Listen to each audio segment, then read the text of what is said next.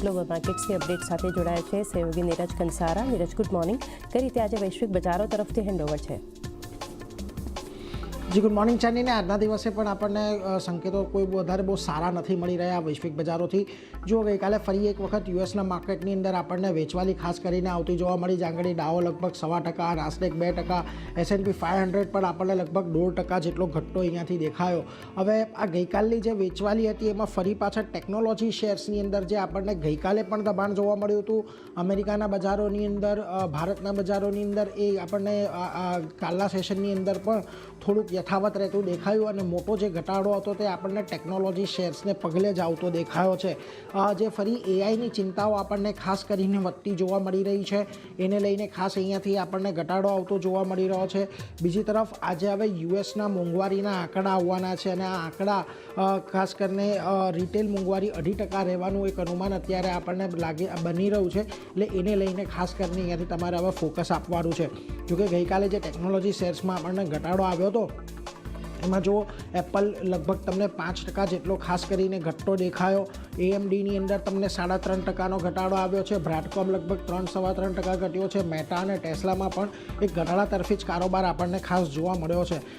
જુઓ, ગઈકાલે આપણને ફરી પાછા એક વખત જે ઇન્ફોસિસ અને વિપ્રોના ADR હતા એમાં આ બધા સ્ટોક્સની વેચવાલીને પગલે ત્યાં પણ આપણને એક મોટો ઘટાડો જોવા મળ્યો હતો, જે ફરી પાછા આજે આપણને સંકેત આપી રહ્યું છે કે આજના દિવસે ફરી પાછા નિફ્ટી આઈટીની અંદર આપણને ઘટાડો આવતો જોવા મળી શકે છે. એટલે એના માટે આજે ફરી પાછું તમારે અહીંયાથી તૈયાર રહેવું જોઈએ.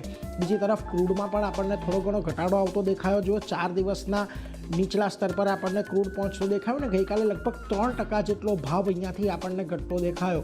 $67 સુધીનો બ્રેન્ટનો ભાવ ઘટતો જોવા મળ્યો અને WTIમાં પણ જે ઘટાડો આવ્યો તે ખાસ કરીને $63ની પાસે આપણને રહેતો જોવા મળ્યો. બજારમાં ઓવર સપ્લાયની જે ચિંતા છે એ યથાવત રહેતા અહીંયાથી ફરી પાછો એક વખત ઘટાડો આવતો જોવા મળ્યો છે અને એક રેન્જ બની ગઈ છે કે જેની અંદર $70ની ઉપર બ્રેન્ટ છેલ્લા ઘણા સમયથી નથી જઈ રહ્યું ને $65ની ઉપર WTI નથી જઈ રહ્યું. એટલે ત્યાંથી ઘટાડો આવવો અપેક્ષિત હતો ને આપણને આવતા દેખાયો છે.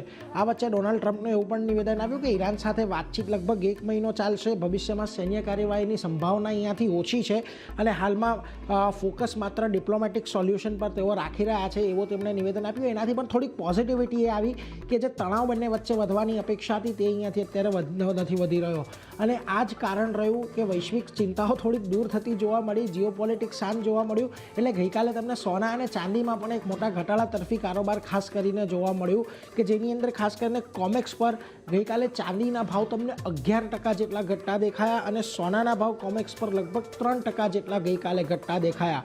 MCX પર ગઈકાલે 9%ના ઘટાડા સાથે એક સપ્તાહના નીચલા સ્તરે આપણને ચાંદી પહોંચતી જોવા મળી અને સોનું પણ 4% જેટલું ઘટ્યું અને 1.5 લાખની નીચે આપણને પહોંચતું જોવા મળ્યું. એટલે જો ખાસ કરીને અહીંયાથી દરેક એસેટ ક્લાસની અંદર ગઈકાલે આપણને વેચવાલી જોવા મળી છે. આજે આપણા બજારોના સંકેત પણ કંઈક એવા છે, પરંતુ સૌથી પહેલાં આપણે એશિયાના બજારો પર નજર કરી લઈએ. ત્યાં પણ આજે કોઈ બહુ મોટા પોઝિટિવિટીના સંકેતો આપણને ખાસ કરીને નથી મળતા દેખાઈ રહ્યા. જો ખાસ કરીને નિક્કેઈ આજે ઘટાડા તરફી છે. કોરિયામાં થોડીક પોઝિટિવિટી છે. તાઇવાનના બજારોમાં અત્યારે કોઈ બહુ મોટી મૂવમેન્ટ નથી. હેંગસેંગ શાંઘાઈ સ્ટ્રેટ ટાઈમ્સ આજના દિવસે આપણને ઘટાડા તરફી કારોબાર દર્શાવી રહ્યા છે. પરંતુ જો તમે આવશો આજના ગિફ્ટ નિફ્ટીના સંકેતો પર તો ત્યાં આગળ એક મોટા ઘટાડાના સંકેતો છે. ગઈકાલે આપણે 25,800 પાસે કેશ લેવલ પર આવીને બંધ થયા હતા. 25,858 પર ફ્યુચર્સ બંધ થયા. 25,728ના ગિફ્ટ નિફ્ટી સંકેત આપી રહ્યું છે. તે 125 પોઈન્ટના ઘટાડાના અત્યારે સંકેત મળી રહ્યા છે. એટલે ચોક્કસથી આજે જો 25,800નું લેવલ તૂટે છે ચારની અને એની નીચે આપણે કારોબાર કરીએ છીએ તો પછી કદાચ ઘટાડો આપણને વધતો જોવા મળી શકે છે. જી નીરજ, આભાર આપનો.